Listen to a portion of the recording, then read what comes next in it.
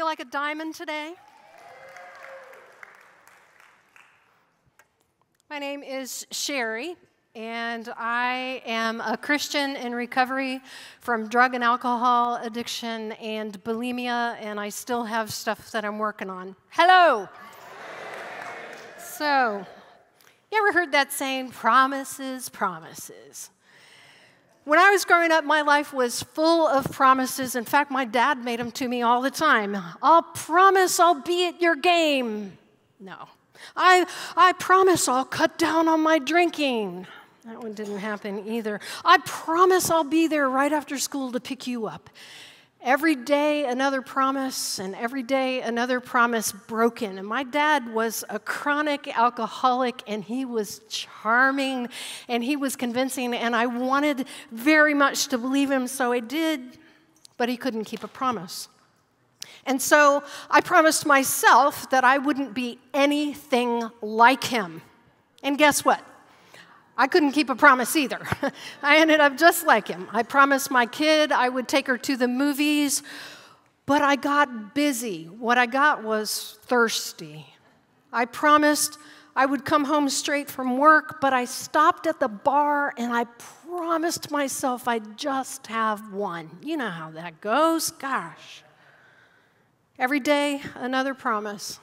Every day, another promise broken. And I was sincere when I made those promises. Does anybody know what I mean when I say that? I meant what I said when I said it, but it turns out I couldn't even keep a promise that I made to myself. So when I came into the rooms of recovery, I was tired of broken promises.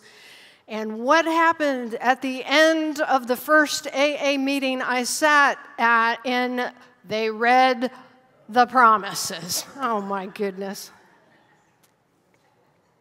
Could I dare believe that the promises in page 83 and 84 of the big book would come true in my life?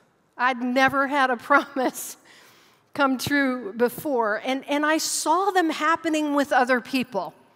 I saw people who seemed happy, who seemed free of the temptation to drink, whose lives it just seemed like were getting better.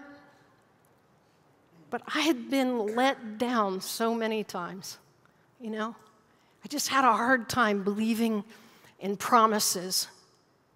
And as it turned out, I had a really important lesson to learn about the promises. And to illustrate this, I'm going to take you back in time to my early recovery. Now, I was very cool, so you just need to know that going in. I was super cool. I wore pigtails, because that is really cool. And there I was, night after night, listening to someone read the promises, and I came to this conclusion that the promises weren't going to come true for me, because they were not happening. Hey, I told you I was cool. See, I'd been sitting in these rooms for a long time by this point, and I wasn't getting any freedom or any happiness or any of the goodies that I saw anyone else get. So, here's how I heard the promises. We will be amazed before they are halfway through. Yes, I want that. We will not regret the past, nor wish to shut the door on it. Ooh, that sounds good. We will comprehend the word serenity, and we will know peace. No matter how far down the scale we have gone, we will see how our experience can benefit others. Oh, man, that sounds good. Don't those sound good? Don't the promises sound fantastic? I want them. That feeling of uselessness and self-pity will disappear. Great. We will lose interest in selfish things and gain interest in our fellows. Maybe. Self-seeking like will me, slip away. You know. Self-seeking will slip away. We'll see. Our whole attitude and outlook upon life will change. I want that. Fear of people and of economic insecurity will leave us. That will be awesome. I'm in the money. I'm in the money. Whew. We will intuitively know how to handle situations which used to baffle us. All right. We will suddenly realize that God is doing for us what we could not do for ourselves. Then I heard a question asked and an answer given, but I need you to pay close attention to what I heard. Are these extravagant promises? We think not. They will always materialize. So, how was I going to get the promises? It says right up there, it says right in the big book, they will always materialize. Well, they weren't materializing in my life. Apparently, there was still a lesson that I needed to learn. And I thought, if I just hung around the program for a while, something would happen and they would materialize, maybe like this.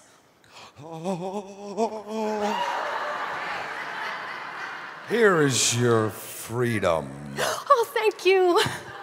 Here is some happiness. Thank you, Recovery Fairy. Here is a little financial security. Oh, thank you. And I'm even going to give you a little peace and serenity. Oh, thank you. Thank you, Recovery Fairy. There is still one lesson you need to learn. What is it, Recovery Fairy? I'm not real. Oh! No!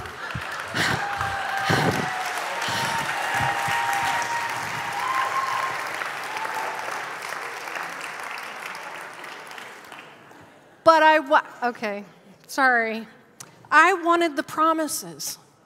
How was I going to get the promises? It says they'll always materialize, but apparently it's not out of thin air. What was I missing? See, I didn't come into this program for my life to change. I came in here to get people off my back, and so I hadn't been drinking, okay? I wasn't drinking, but I didn't have a sponsor. I wasn't working the steps.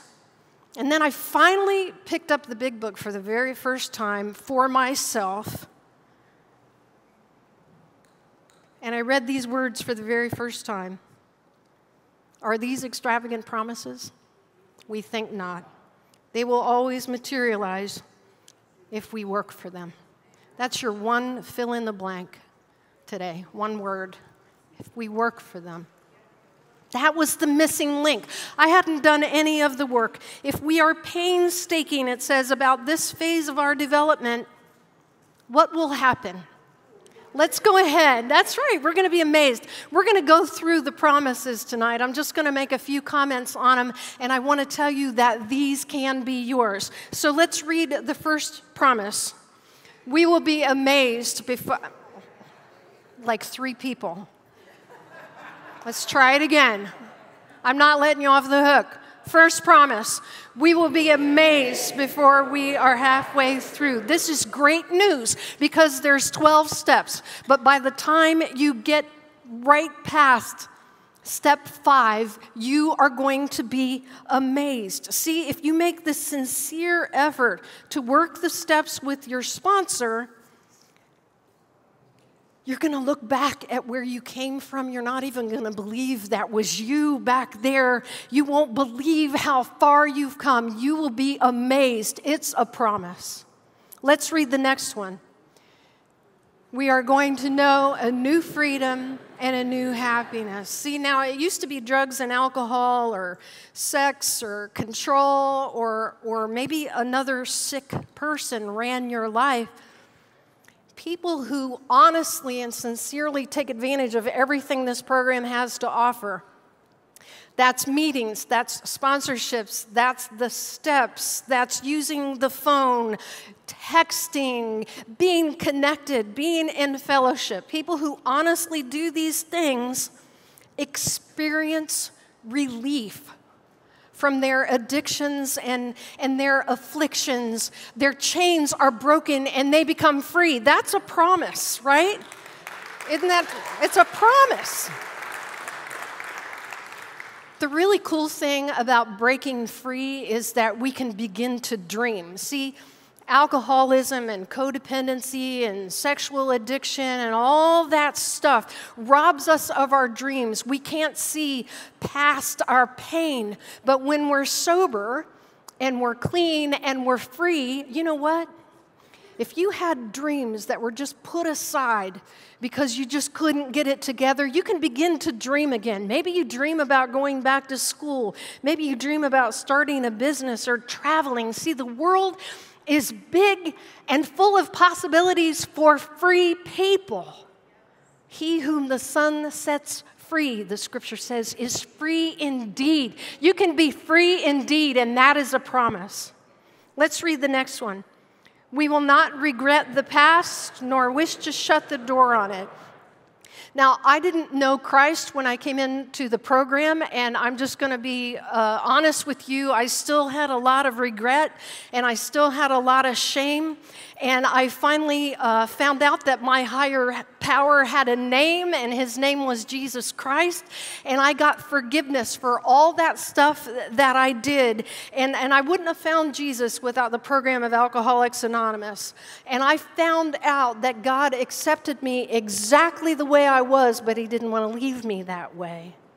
And through the steps, I processed my experiences and I learned from them. And because of the forgiveness of Jesus, I was able to move on without regret. And I'm able to talk about my past, and I don't have any shame or any guilt. And I can tell my story, and occasionally it blesses other people. Let's go ahead and read the next one. We will comprehend the word serenity, and we will know peace. Addiction and codependency, bulimia, all these things, they cause a constant state of churning, don't they? We're churning, we have all this inner turmoil and outer chaos, and it's such a grind. It is such a grind. But recovery helps us find a calmness, okay? We don't get there immediately, but we can find a calmness and a peace that's impossible during active using, and quite frankly, that most of us have ever known in our entire lives.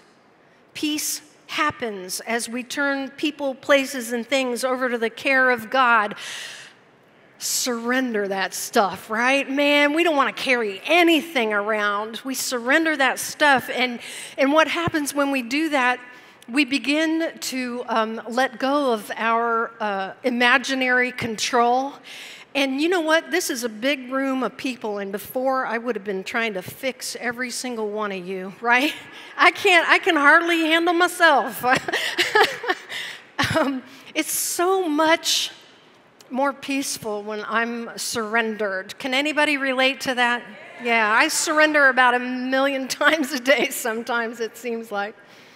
All right, let's read the next one. Read it loud because it's raining hard. I can hardly hear you up here. No matter how far down the scale we have gone, we will see how our experience can benefit others. You know, addiction and codependency leads us to isolate, many of us.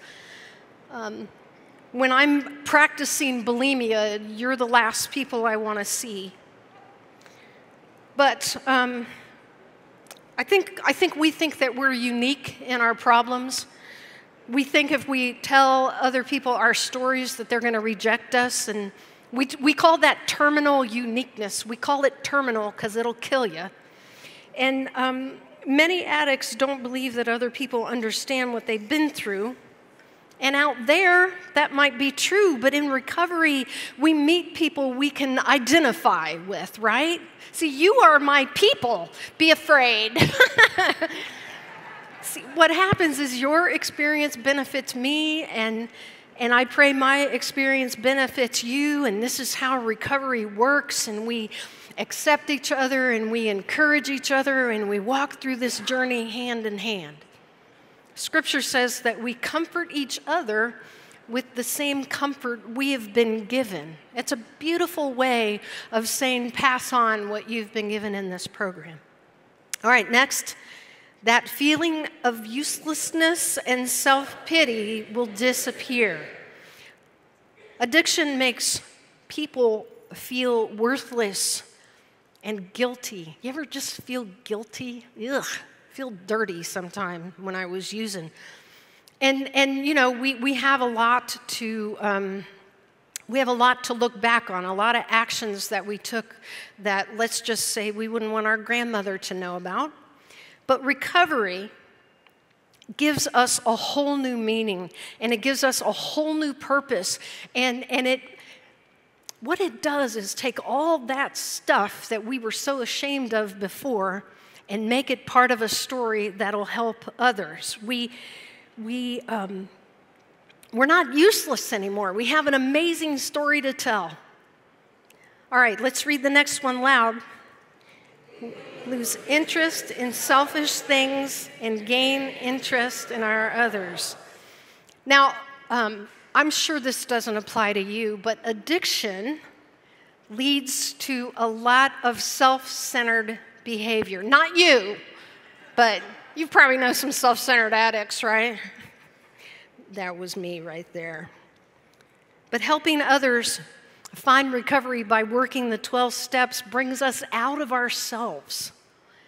And it helps us develop a genuine interest in other people. All right, let's read another one. These are all kind of the same, in the same spirit right now. Let's read the next one. Self-seeking will slip away. The tunnel vision of being only focused this way is exhausting, isn't it? When all you can think about is yourself and your problems and the way you think things are. It's just exhausting when we do that, when we're so consumed with self.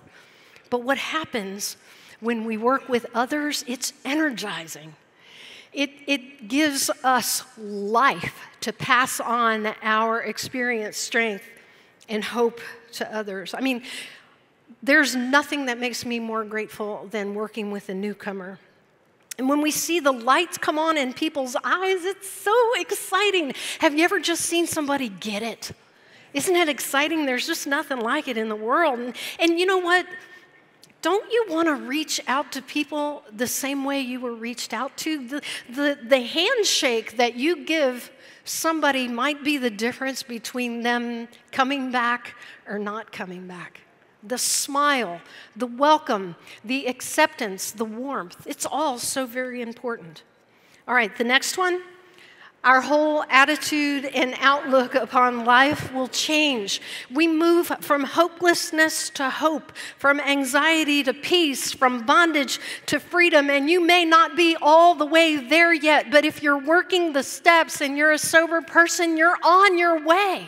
You are on your way. All right, next. Fear of people and of economic insecurity will leave us. You know, it is really expensive to be high. Seriously. And there's never enough money left for the little things like food and rent. Pop-Tarts, that was always important to me. See, people who recover through the steps, number one, don't feel like they have to do all kinds of things for money anymore that would shock their granny, and you know what I mean, right?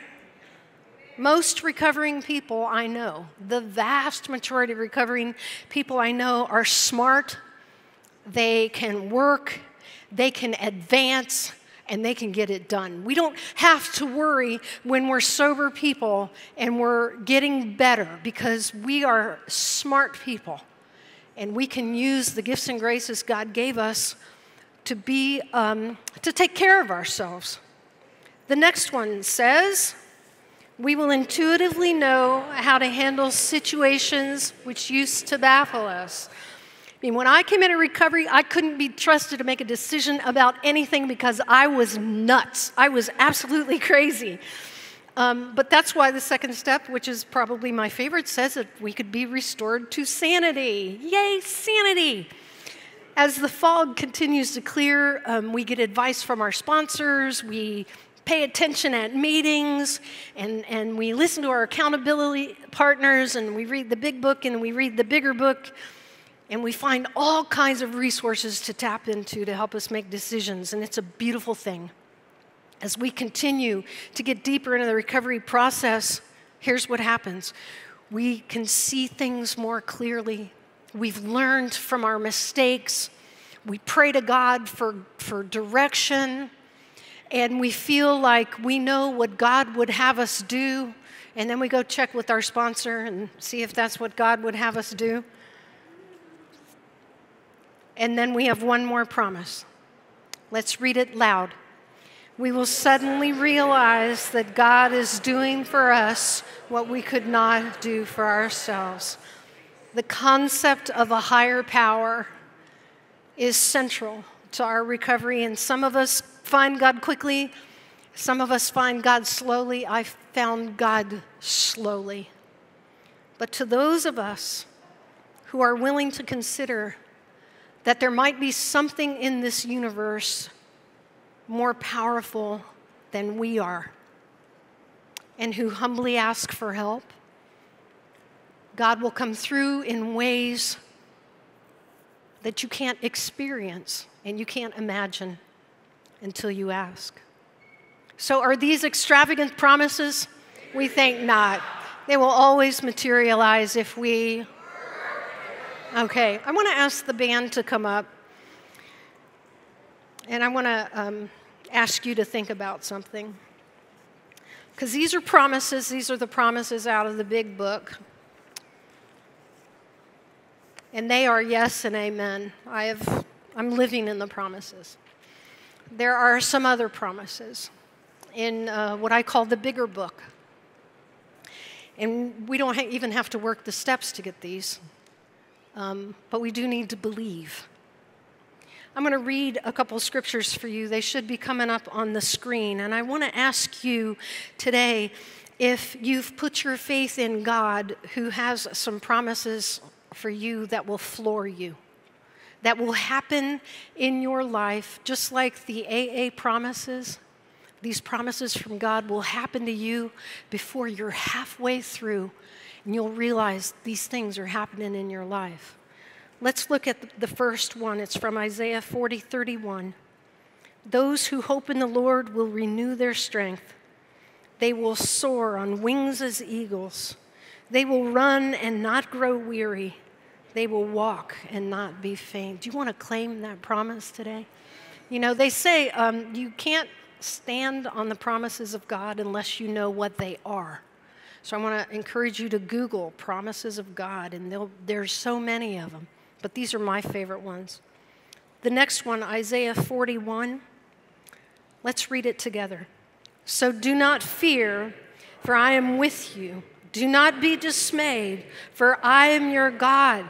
I will strengthen you and help you. I will uphold you with my righteous right hand. Do you need some help today? If you ask, he said, I will strengthen you. I will help you. And the last one, I love this. Let's read it out loud. The Lord himself goes before you and will be with you. He will never leave you nor forsake you. Do not be afraid. Do not be discouraged. You know, the Lord never left you, even when you were in a crack house. The Lord never left you when you were in a bathroom at a restaurant puking your guts up. The Lord never left you when you promised yourself you would not go to that site on your computer and you did again. The Lord was still with you. When you promised you wouldn't drink so much next time you went out, the Lord was with you. And now that you know, just think what could happen if you and he team up together. I want to invite you to come forward this evening. I want to invite you to say, you know what, God, I do need you. I need your strength because mine's not cutting it. I need you to be with me. I need you to help me. I need him so much every day. I want those promises. I want the promises of AA to come true in my life. I want the promises that are from the Word of God to come true in my life. But I need to work and I need to believe. So now's your time. Take a stand. The altar's open.